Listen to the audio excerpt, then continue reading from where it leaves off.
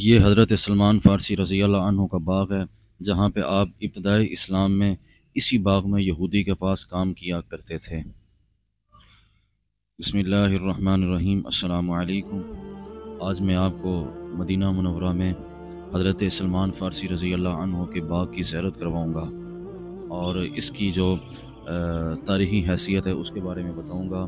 حضرت سلمان فارسی کے جو باغ ہیں یہاں پہ 2-3 ہیں، تو اس حوالے سے روایات میں یہ ہے کہ حضرت سلمان فارسی رضی اللہ عنہ آپ ایرانی النسل تھے، یعنی فارس کے رہنے والے تھے، اور آپ نے نبی آخر الزماں حضرت محمد مصطفیٰ صلی اللہ علیہ وآلہ وسلم کی آمد کے حوالے سے توریت میں، زبور، انجیل میں بھی پڑھا تھا، اور وہاں کے جو راہب ہیں، پادری ہیں، ان سے بھی سنا تھا کہ ایک زمانہ آئے گا کہ آخری نبی کی آمد ہوگی۔ تو حضرت سلمان فارسی کو جستجو پیدا ہوئی کہ میں اس نبی پر ایمان بھی لاؤں اور مجھے ان کا صحابی ہونے کا شرف بھی حاصل ہو۔ تو آپ بکتے بکاتے مدینہ منورہ آ گئے، آپ کو غلام بنا لیا گیا، اور پھر اسی باغ میں آپ یہودی کے پاس ملازمت کرنا شروع ہو گئے۔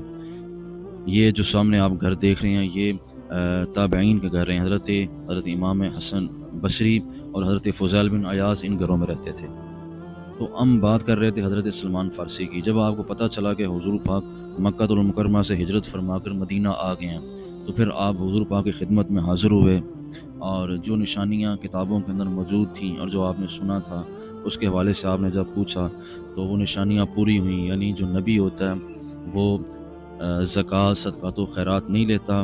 دوسری نشانی یہ کہ نبی تحفہ قبول فرما لیتا ہے، اور تیسری یہ کہ آپ کی پشت مبارک پر یعنی تھوڑا سا جو گوشت ہے وہ ابھرا ہوا تھا، جس کے اوپر جلی حروف میں خاتم النبیین اور کلمہ شریف لکھا ہوا تھا۔ تو یہ نشانیاں پوری ہوئیں، اور پھر آپ نے اسلام قبول کر لیا اور آپ حضور پاک کے صحابی بن گئے۔ اسلام قبول کرنے کے وقت آپ کی عمر مبارک تقریباً 300 سال سے اوپر تھی۔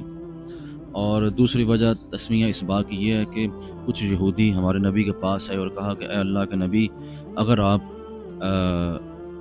رات کے یعنی صبح رات گزرنے کے بعد اگر آپ ہمارے کیا کہتے ہیں باغات میں کھجوروں کے درخت اگا دیں اور ساتھ ان پہ پھل بھی اگا دیں تو ہم کلمہ پڑھ کے مسلمان ہو جائیں گے۔ تو حضور نے فرمایا کہ اگر میں ایسا کر دوں تو کیا تم مسلمان ہو جاؤ گے؟ تو انہوں نے کہا کہ جی اللہ کے نبی ہم ہو جائیں گے۔ تو آپ نے حضرت سلمان فارسی کو بھیجا کہ آپ وہاں جا کر مختلف مقامات پر یہ کھجوروں کی گٹھلیاں دفن کر دیں، چونکہ حضرت سلمان فارسی کھجوروں کے باغات کو اور کھجور اگانے کے فن کو جانتے تھے۔ تو آپ نے مختلف مقامات پر وہ گٹھلیاں وہاں پہ دبا دیں، لیکن یہودیوں نے دیکھ لیا، اور جب حضرت سلمان فارسی واپس گئے تو انہوں نے گٹھلیاں وہاں سے نکال دیں اور ان کو باہر پھینک دیا۔